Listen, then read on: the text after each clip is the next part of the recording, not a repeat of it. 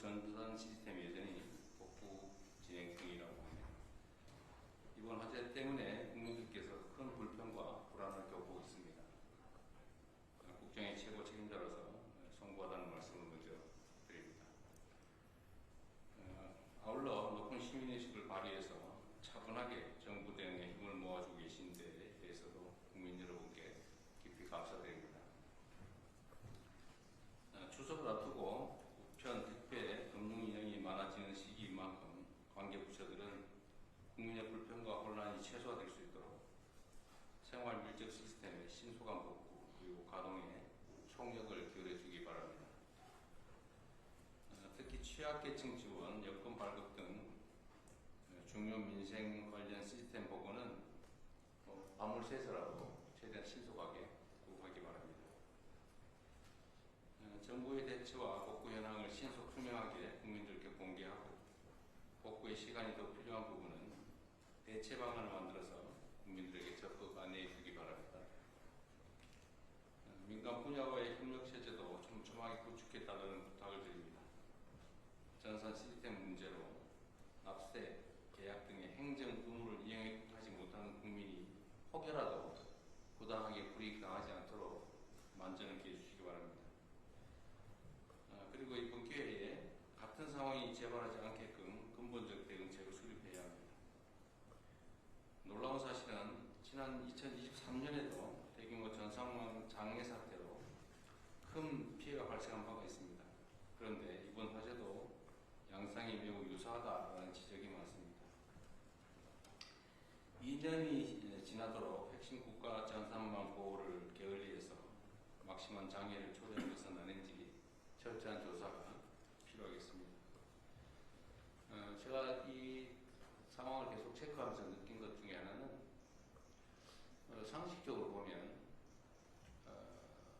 화재나 아니면 장애가 일시적으로 발생하는 일은 있을 수 있는 일이기 때문에 그 예방에 최선을 다하겠지만 이렇게 중요한 국가기관망은 외부적 요인으로 훼손될 때 즉각적으로 대응할 수 있는 이중 운영 체계를 당연히 유지해야 되는데 아예 그 시스템 자체가 없다는 게 놀랍습니다. 3시간 안에 복구할 수 있다고 큰 소리를 쳤다는데 어떻게 3시간은 그냥 지금 이틀이 다 되도록 복구가 안 되지 않습니까? 물론 화재 진압이 된 다음부터 치더라도 그 시간은 한참 지났죠. 조금 있다가 이 문제도 정확하게 한번 확인해 보겠습니다. 왜 이중 운영 체계가 당연히 필요한데 지금까지 이걸 준비하지 않고 있었는지. 정보화 시대를 맞이해서 국가 디지털 인프라는 핵심적인 안보 자산이자 국민 일상을 지탱하는 혈관과도 같은 것입니다. 이번 화재가 국가 행정망 안전성을 획기적으로 높이는 전화회복의 계기가 되도록 근원적인 중장기 해결 방안을 조속하게 마련해야 되겠습니다. 필요한 예산과 인력의 확충 역시 신속하게 추진해야 되겠습니다.